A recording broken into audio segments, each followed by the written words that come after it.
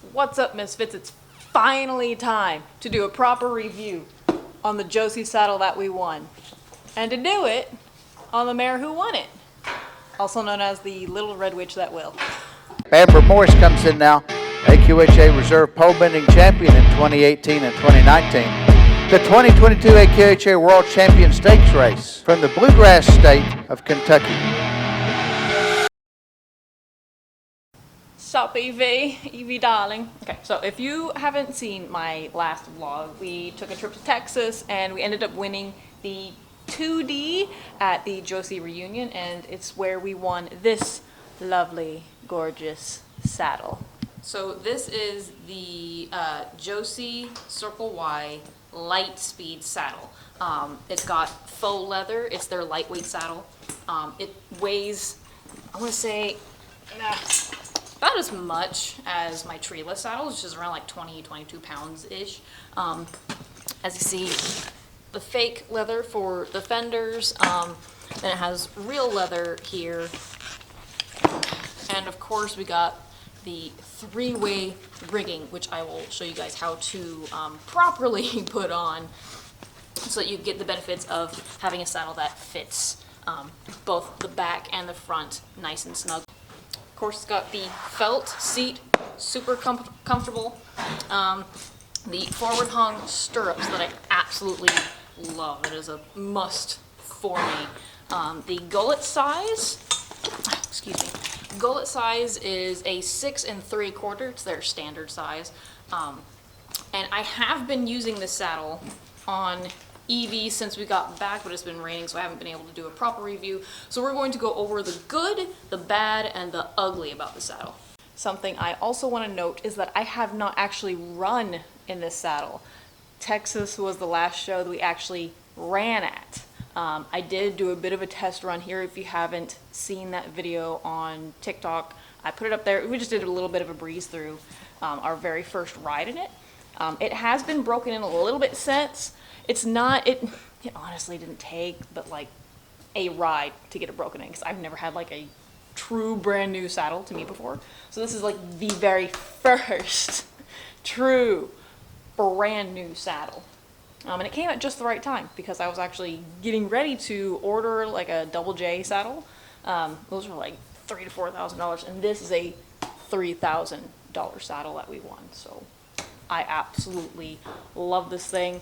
Let's get her brushed off and tacked up and get to riding this bad boy of a saddle.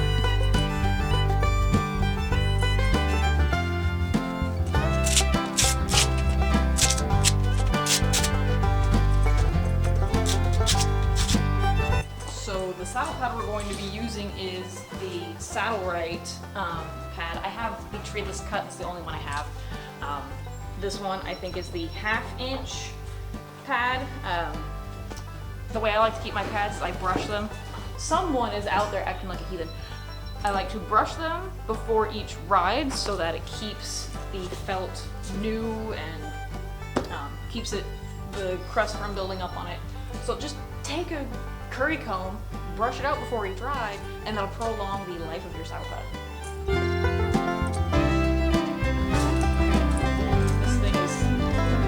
So light.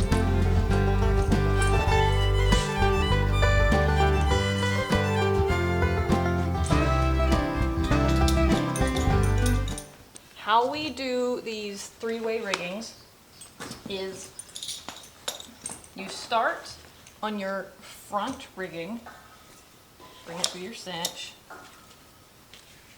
take your first loop through your first rigging, run it back through your cinch. I know, poor Evie. Make it just a little bit snug. Evie, don't move. And then, let me adjust that there. Take it through your back rigging. Run it through your cinch. And then you tighten it up from there. And what that does, let's see if I can't lower this a little bit. What this does is it pulls from the back of the saddle, so you're not having to use a back cinch. You can still use a back cinch if you want, but it helps balance out the weight distribution of the saddle so that the back isn't popping up. If your back is popping up and you have a three-way rigging, utilize this back rigging here. This is the other side of the saddle with a three-way rigging. As you can see, I've got it cinched up exactly the same. Whatever you do on one side, you have to do on the other so that it's balanced and it distributes the weight properly. So instead of using an off billet, just get you another latigo and cinch it up just like you would on the other side. Alrighty, darling Evie. Time to bridle up, yeah? You look so nice in this saddle. Like, oh my word. You'll have to forgive me for switching to my phone because my other camera, I don't have the right setup for it yet, so we're just gonna have to bounce back and forth between good quality and but Evie here, I've got the stakes race set up. Since I run stakes race with AQHA, I have it already set up, so that's just what we're gonna go ahead and work on. But something else I wanted to talk about was y'all need to get you a set of split reins. Don't be training in your loop reins all the time. Your split reins, you have so much more control with these, and you can give your horse, you know, more freedom when necessary, and it's such a better training tool when you use your split reins versus your loop reins. Your loop reins really should only be used for running and training when necessary. You will probably have to do some practice runs with your horse because they're used to the feel of split reins, because you do ride differently in split reins. Now, if you're saying, well, I don't like split reins because I get uncoordinated with them, I get tangled up. I did too in the beginning. But the more you use them, the more you're gonna be like, I don't ever wanna go back. So it's like, I have a hard time taking my horses out of split reins, especially in poles, because of the feel that I get using split reins, and I prefer these over anything else. One thing I also really like, give me your nose, about the saddle that I didn't mention in my opening description of it. It has the tall horn. This thing, compared to, I use a Tammy Fisher treeless saddle by Circle Y, and it's got the short horn. On Evie, I'm so used to having to grab it like this, or kind of like that, because it's got that itty bitty horn, that this thing, it's there, and it feels so solid. It's been so long since I've ridden in a saddle that has a tree in it. It felt weird in the beginning. And you wouldn't think, this little mare here, doing any kind of work off pattern, she's so damn lazy. She is incredibly lazy. You gotta urge her on, and in the beginning, I didn't think she was going to be a good little mare, but you can't always judge a horse by how they work off the pattern. Once they get to know their job, then you can kind of be like, okay, you're either going to be a good horse for me, or you're not. And she is actually turning out to be a pretty nice little horse. Ooh, pick up your feet. Because this is where we're the stiffest. It is this inside here that I'm pushing her away with. This is what she doesn't like to do, and it's what we're kind of working on our second and third barrel with, because she'll try to fight going in, which is another thing that I really like about the saddle, that I've been using it. I've noticed, I'm a little bit more secure, so I can position myself where I need to be, and I'm not pulling myself forward because it's got these, whoop, she thought I was telling her to stop. Because it's got these forward hung stirrups here. It's and they want to stick forward, right? So the biggest problem I have is when I get to approaching a barrel, I'll want to lean forward and then my feet kind of go back. These stirrups, they don't want to go back. So when they kind of stick your feet forward like this, that really reinforces your body to be like, hey, butt in the saddle, let the horse turn. Now, it's not going to stop me from doing this, but that's just something I have to work on. But it's definitely helped in keeping my body in the proper position, because if I can at least keep my butt in the saddle instead of coming out like that, if I can at least do this, then it's still better. It's still not the best, but the saddle having the seat that it does, it doesn't really hold you in, I feel like. And I know a lot of people with the Tammy Fisher saddles, they didn't like them a lot of the times because of how they just kind of felt glued in. I never felt glued in with the Tammy Fisher saddles. I honestly felt the opposite. Like, I didn't feel like I was too stuck or too loose in the saddle. They felt right to me. On Tari though, I did not feel like I had any glue at all. If I couldn't use my horn on Tari, I was out. We were gone. So it was, cause she's a big mover. Evie though, she's quick, she's choppy, she's catty. She's probably got the quickest twitch muscle I have ever been on a horse. Like, ever in my life. I've ridden some pretty quick and catty horses, but this little mare, she's got to be the quickest ever. Oh. So something else I wanted to mention about the saddle right pads. I don't use breast collars, and that I've heard freaks a lot of people out that I don't use a breast collar.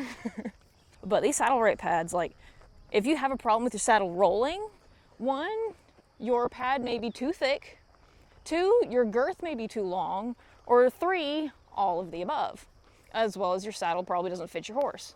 But on Evie here with this saddle right pad, there's very little to no rolling. I did have to get off and adjust it because, like, I didn't tighten up the cinch enough. It had been tight enough, but yesterday I kind of noticed, like, oh, it's getting a little bit loose. We got a little bit tubby after Texas with all the rain we've gotten. We haven't been able to do a whole lot of work, but anyway. Such is life when you live in Kentucky and it's springtime.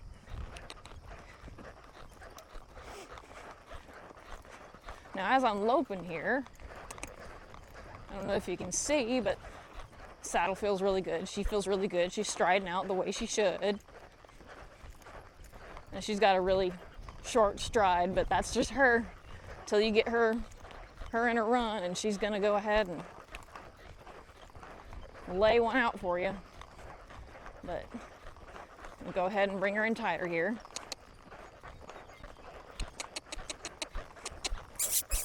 Like I said, she is lazy.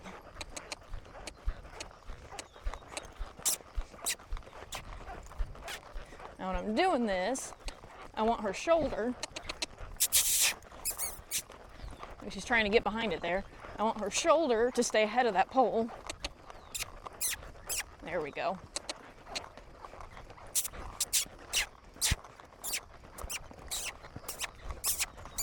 There. Ooh.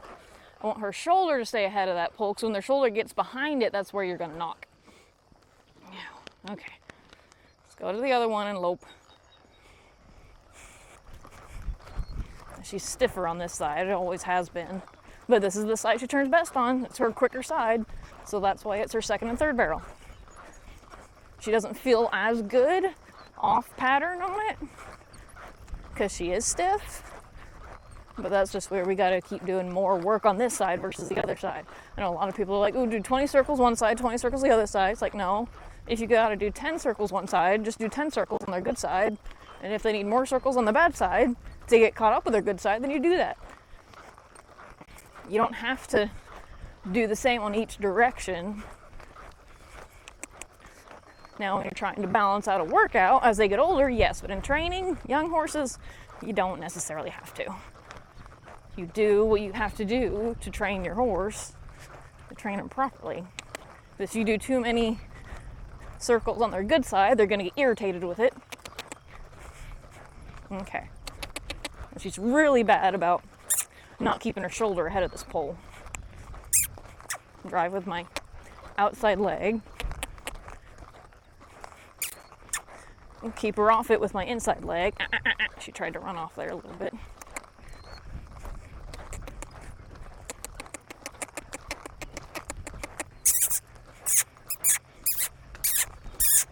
There. Ooh. That is one thing I really like about this saddle. It allows me to really kind of sit there and do what I need to do and not like keep shoving me forward a little bit, kind of like my Tammy Fisher was. Not that I don't like my Tammy Fisher, I love it, don't get me wrong. And if she runs better in it versus this one, then I'll go back to it. I know she runs good in that saddle because she won me this one.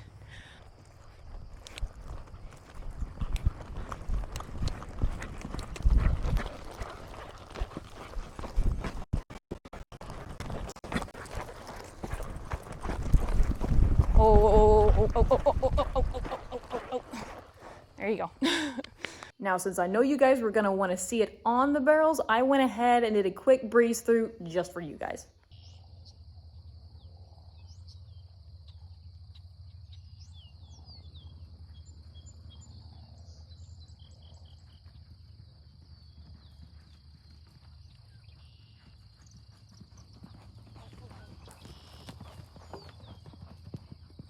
Now, I know everyone is curious, what do the sweat marks look like? All right. So, as you can see, there are sweat marks. It's a pretty big spot. It's about the size of my hand. She is nice and dry here, which is what you want. And on the other side, same thing. That side was a little bit ruffled because I pulled the pad off wrong, but same thing, you know, about the same size as my hand. So here's the thing about sweat spots. Now, the thing about sweat spots, I've heard a lot of mixed advice from all kinds of different saddle fit experts. Some say no sweat spots at all. Others say if you have to have saddle spots, the bigger the better. And then others have said that saddle spots are not an indicator of poor saddle fit. And I tend to agree with that because the best indicator of poor saddle fit is how sore your horse's back is. Like Evie, see if I can't get her to stop scratching herself. Evie, if we watch her back, she does not react at all. So that saddle, I've been using it for about 2 weeks now, not consistently though. So over time, if her back does turn up to be sore in this saddle, I need to move that pad. But if her back does turn out to be sore in that saddle, then I'll just switch her back to the treeless saddle. Now she did have sweat spots on a treeless saddle as well, right about where this is, but they were a lot smaller, but she never came up sore. So I tend to agree along the lines of, Evie, we'll get you hosed off in a minute, darling. So I do tend to agree along the lines of just because you have dry spots on your saddle, from your saddle, does not mean that it does not fit that horse.